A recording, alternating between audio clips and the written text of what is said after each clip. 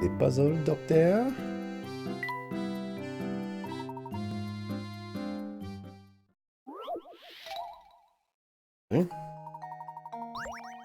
Okay, here we go. That requires 150 puzzles solved, so every single puzzle. Got it. 4 students took a test where every question had 2 possible answers, A or B. Each question was worth 10 points, for a total of 100 points. The students' test results were posted as seen below, but the teacher forgot to tally Colin's score. Colin was heading to the teacher's office when Mary called him back, saying they could figure out his score using the results from the other tests. Can you figure out Colin's score? Okay, so this is a matter of seeing, I guess, like a process of elimination kind of thing, I'm guessing. And so since she has mostly right answers, I'm guessing I want to compare her answers with Lisa to figure out where the differences lie, which is here, here, here, apparently a lot.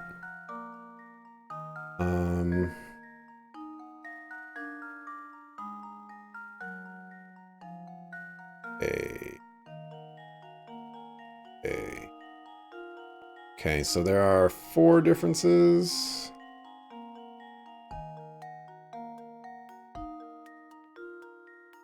Four differences between them. Maybe I should mark the actual person, huh?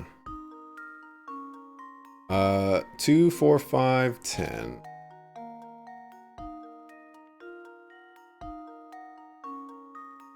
Okay, so those are the differences between Mary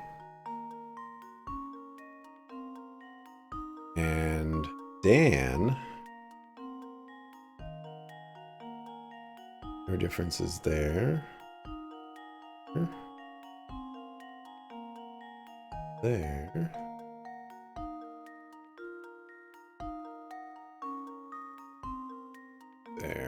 There. 1, 2, 3, 4. You got 1, 2, 3, 6.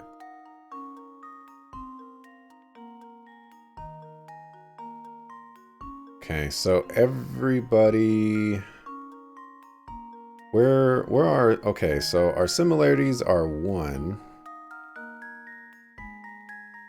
1 is good. This is where we get contention. 3 is good. 4 contention. 5 contention. Contention. Okay. Everybody guessed that one. 8. Everybody guessed that one. 9. Contention. Okay, so everybody guessed 1, 3, 7, and 8 correctly, which means, how did you get 30? I must something wrong here. How did she get 30 if she got 4 of them right? These story mode levels are pretty well designed. All right. Use hints. Good idea. I have plenty of hint coin. This is a hard puzzle, so maybe this hint will help. The first thing you need to do is create an answer key based on the 3 scored tests. Since Mary got the highest score, try creating a key that compares her answers to everyone else's. Okay, that's exactly what I was doing. There's an airplane coming eventually. The 3 graded tests agree on 4 questions. However, you know that not all 4 of these are correct because Lisa only got a score of 30. You also know that not all of these agreed answers are incorrect because Mary had a score of 70. Oh yeah, very helpful. You can make multiple answer keys that will yield the same results. As long as you find one of these keys, I keep forgetting this. As long as you find one of these keys, you can solve this puzzle.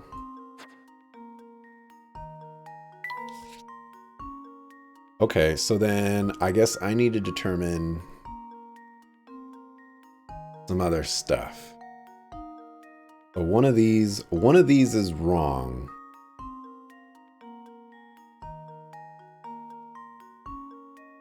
It's just a matter of where do I...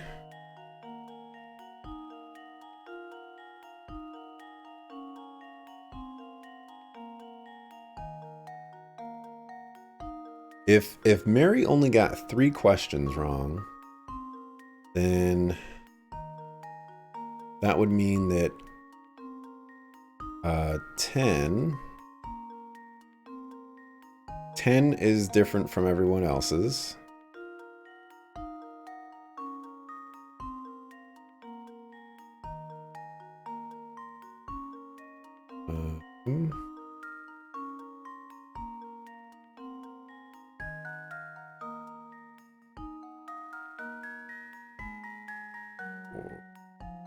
Okay, 4 different from everyone else's.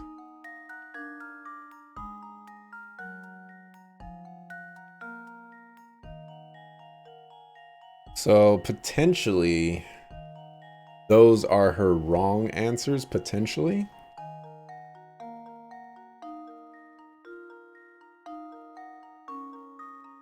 Or it could be the other, or it could be the other people's right answers. But I think it's probably easier to say that those are the ones that she got wrong. Which means that of those, none of these overlap. So 1, 3, 7, or 8 have to be wrong.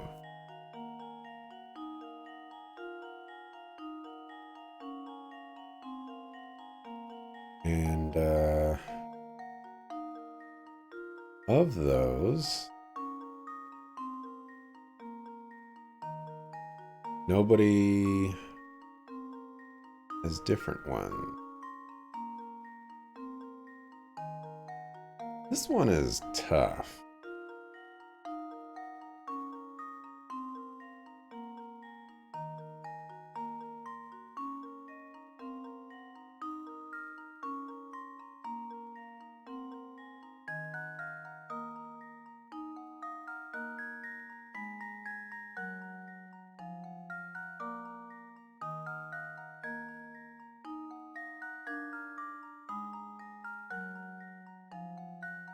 Not very good at these kind of puzzles.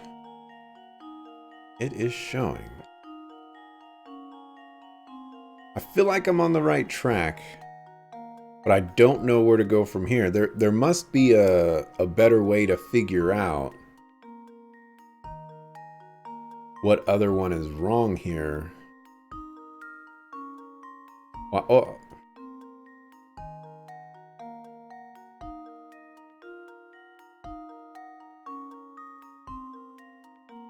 Yeah, there has to be a better way to do that.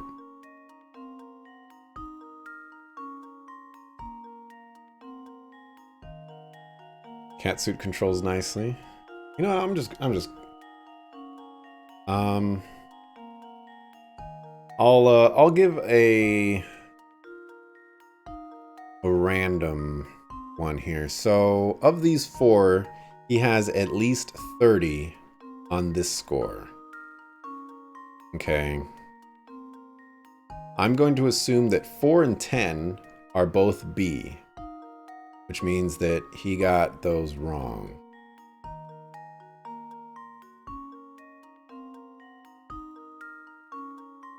Okay.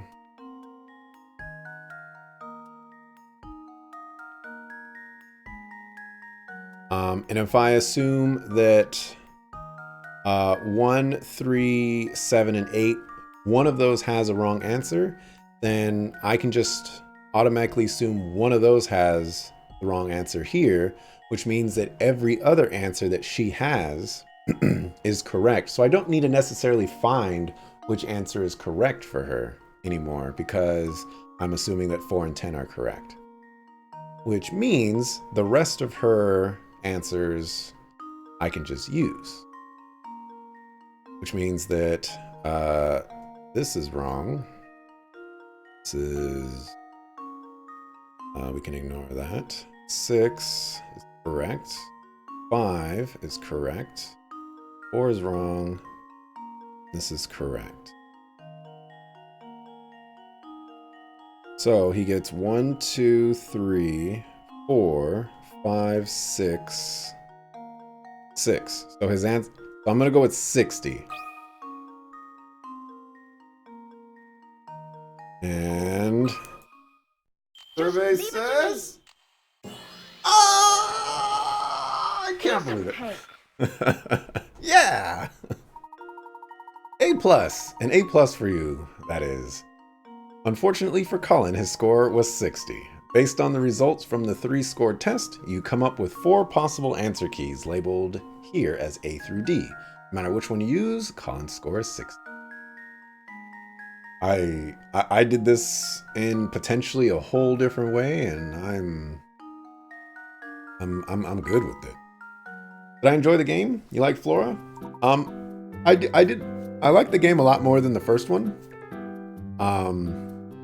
I have some minor complaints, like Don Paolo, for example.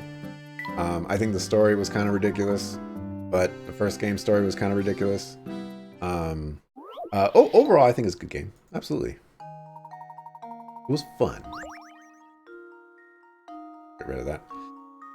Some people meet for a round-robin card tournament where every person plays every other person once. Wallace has to leave after only a few hands, sitting out the remainder of the tournament. A total of 59 hands are played out at the tournament. How many hands did Wallace play before leaving? The card game in question is a 2-player game, and no person played with the same opponent more than once. No one sat out any hands besides Wallace. All the stories are ridiculous. I figured.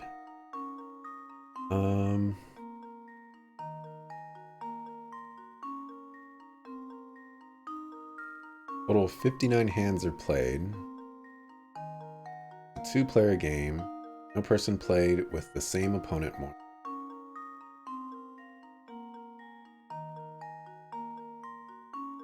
"59 hands were played, then I'm going to operate under the assumption that 118 players are there."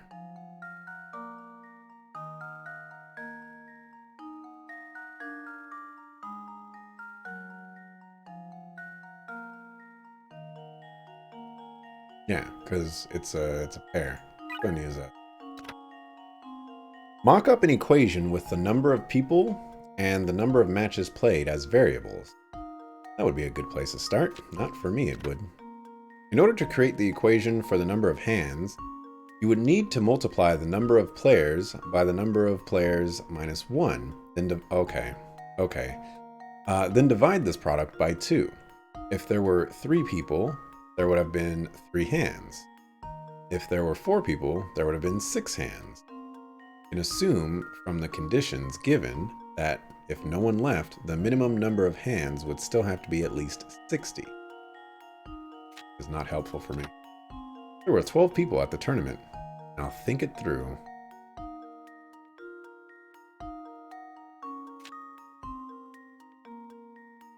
Okay, I am way off. Yeah, apparently I was way off. Holy moly. Need to multiply the number of players by the number of players minus 1. Divide this product by 2. So, 12 times 11 divided by 2 is 66. So we have 66 hands.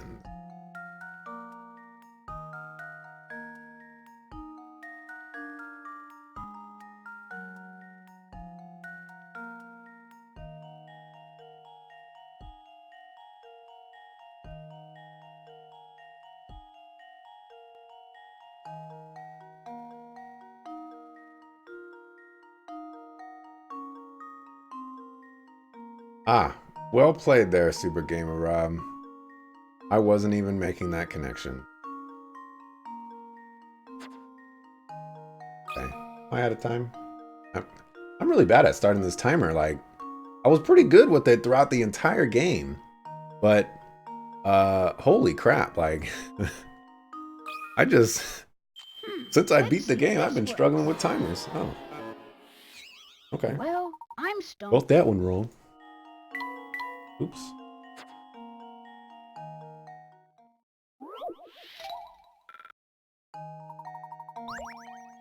66 hands, a total 59 were played. Oh, so let's read thing all over again. Bulls have to leave sitting out the remainder of the tournament. A total of 59 hands are played at the tournament. How many hands did Wallace play before leaving?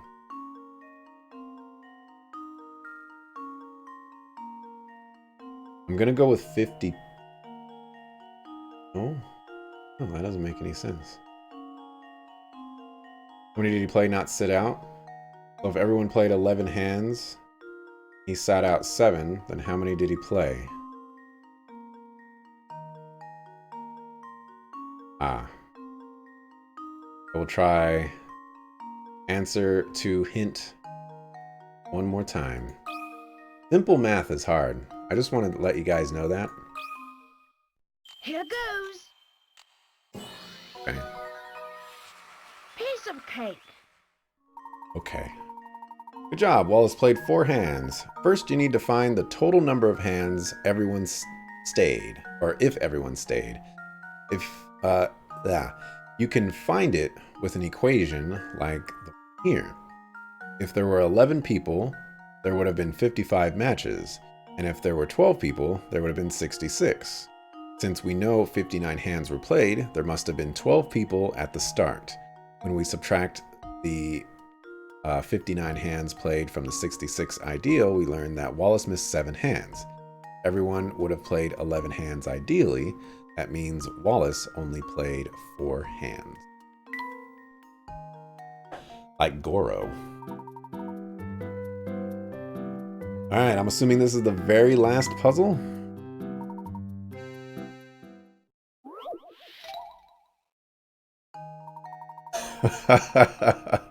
Dang it. This last puzzle is an escape game where you need to move the pink gem to the circle outline at the bottom. Beware though, because this diabolical box won't let you escape so easily. Okay. Okay. How many moves did it take you, Super Gamer Rob? Oh, go and start. We might actually adhere to the timer on this one.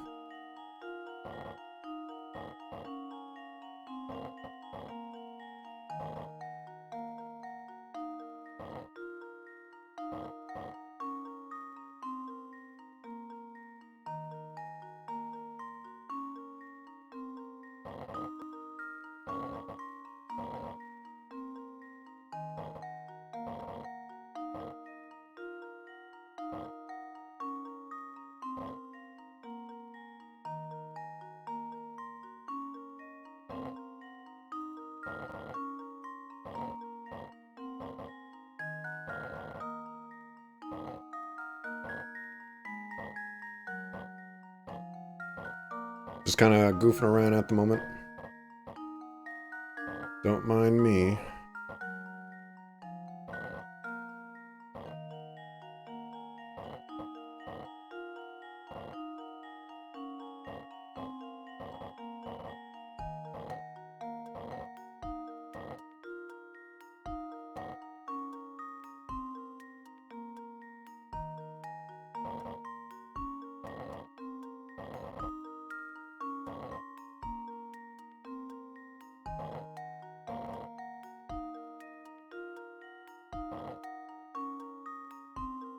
You're currently at 181 and made it back to the start position. You hate sliding puzzles? These ones are pretty tough. A lot of trial and error.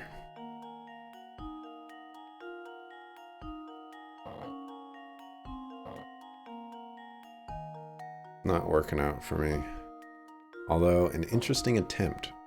Sure.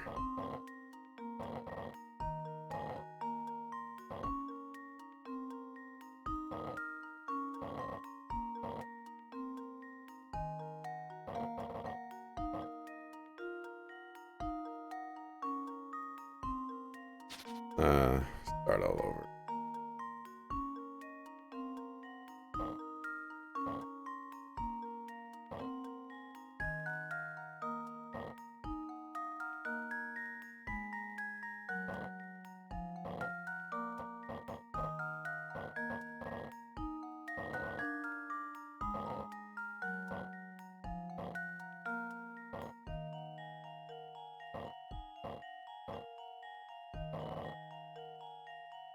Oh, okay, that looks semi-promising, except looks like nearly exactly the same thing that I was dealing with before.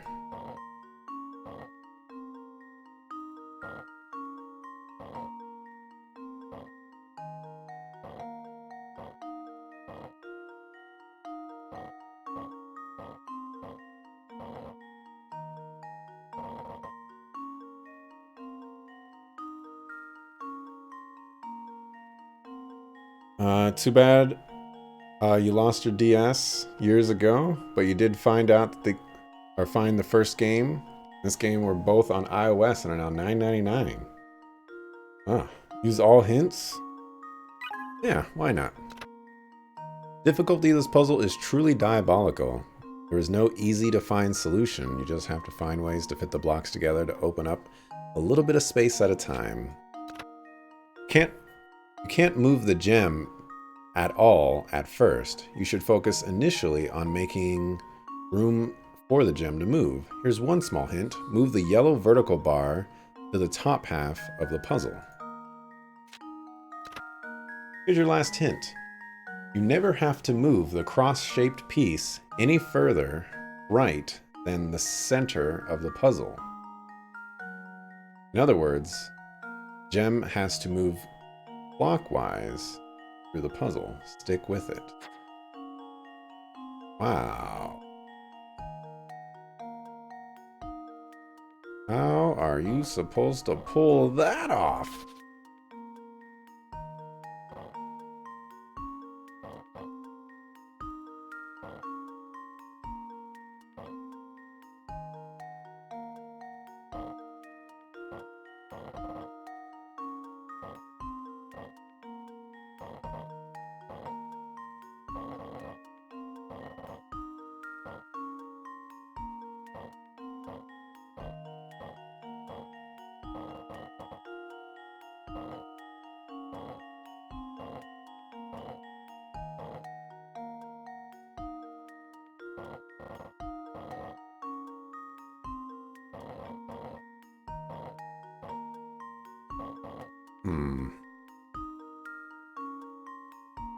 Do I get it over?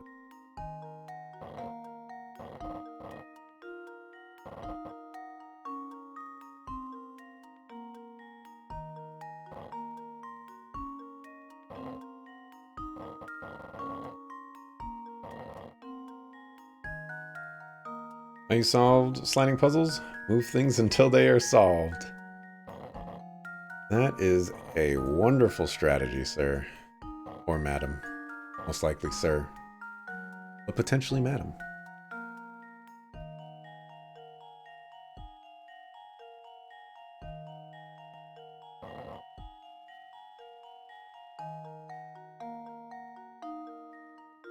Can I get away with this?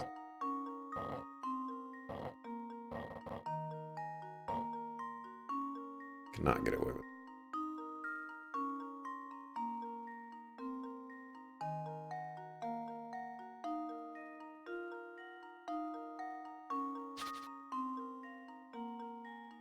Can I...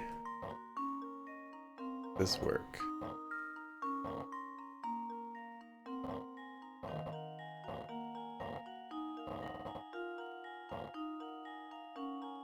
Alright, so there's no way I'm gonna get this yellow block going up this way. Alright, sir. Alright, sir. I apologize, sir. Never be too careful these days.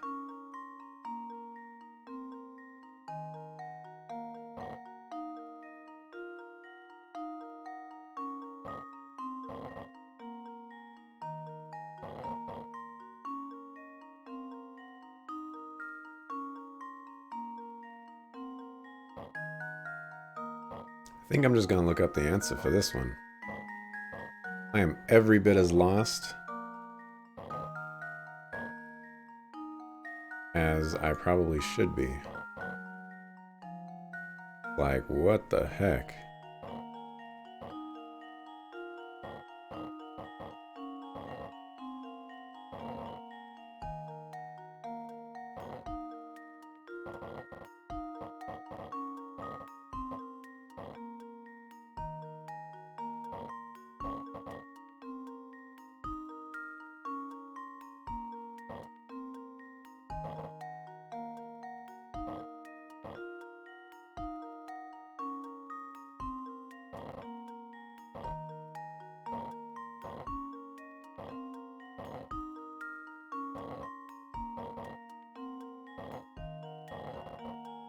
I thought I was being clever, but turns out I just got to the exact same spot that I've been in the entire time.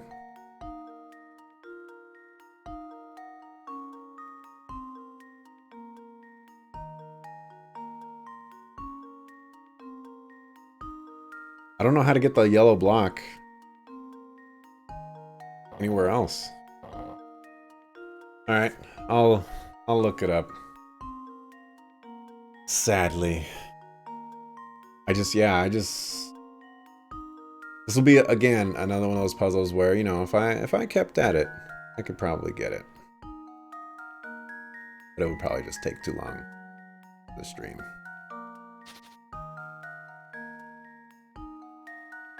Okay. Alright, so first order of business. Move that there. That there. That there. I don't even consider that. There. Here.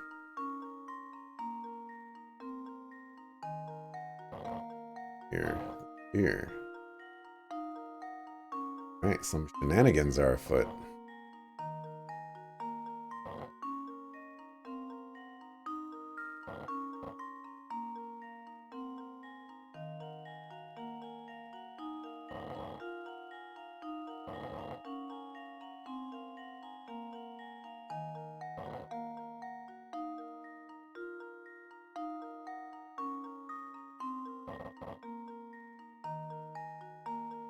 Absolute shenanigan.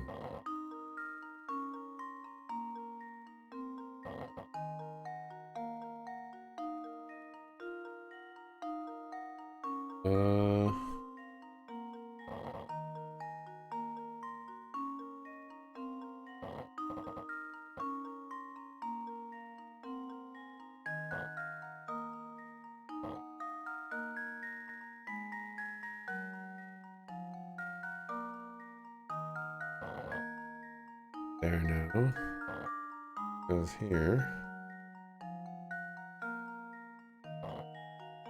Goes there. Goes here. Goes here. Man, it takes this long before I still haven't even gotten the orb out.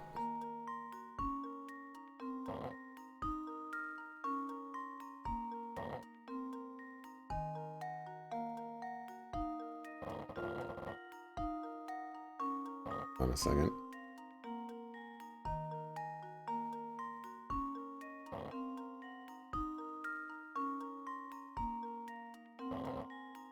Alright, move 31 and I can move the orb out. Crazy.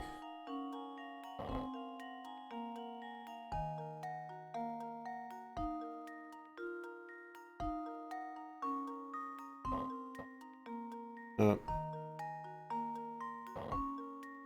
Up. So down. You up here.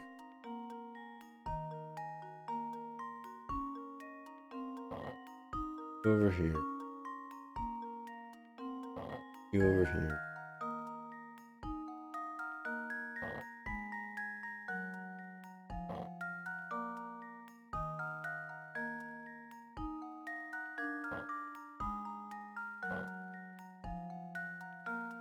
This is crazy.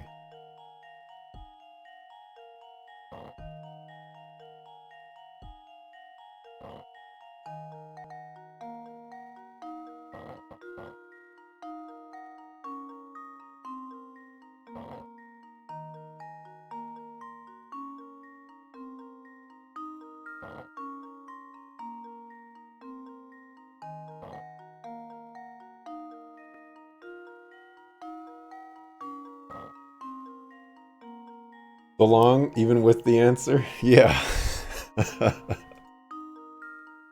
Crazy.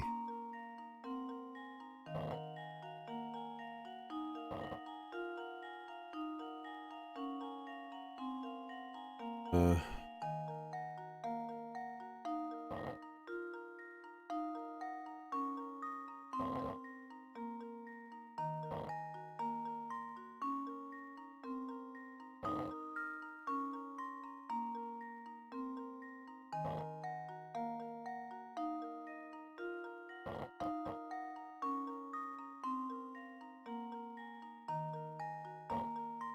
gosh, move down like one block at a time.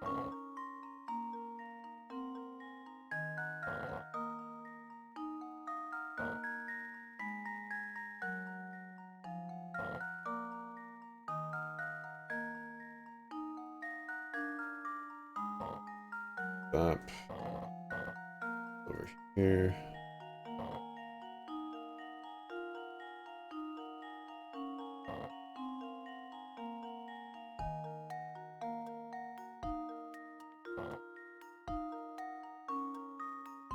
Watch, it's probably gonna take like another 70 moves just to get everything all situated.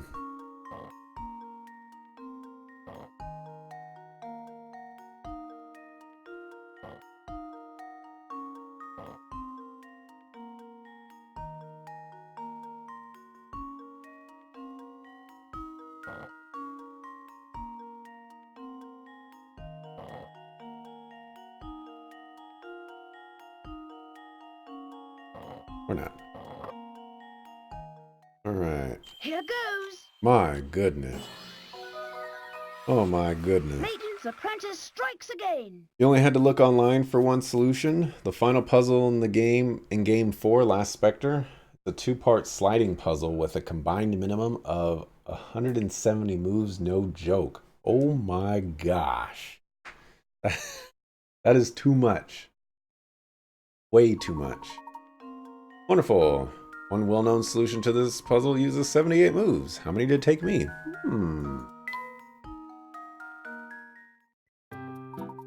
Amendable. Congratulations, you've successfully solved every puzzle available in Professor Layton in the Diabolical box. Puzzles will become available through Nintendo WFC. So if you haven't checked them out yet, make sure you do.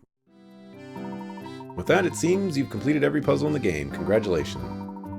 It's clear that you possess an aptitude and passion for puzzle solving that is equal to my own. Look, Professor, a new page of characters has been unlocked in the profile section. Indeed it has, Luke. That's a gift from us to our friend, the player. You heard the Professor. Have fun with those. Character section.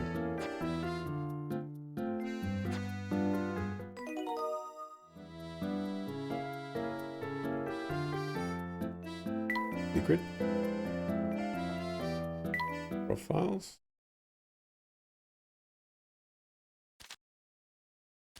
Or the secret people?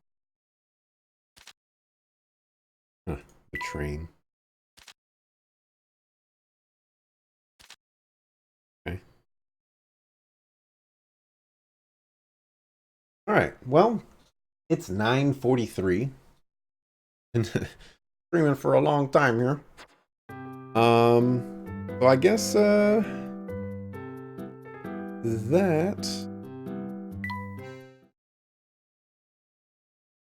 where I'm gonna call it quits for today.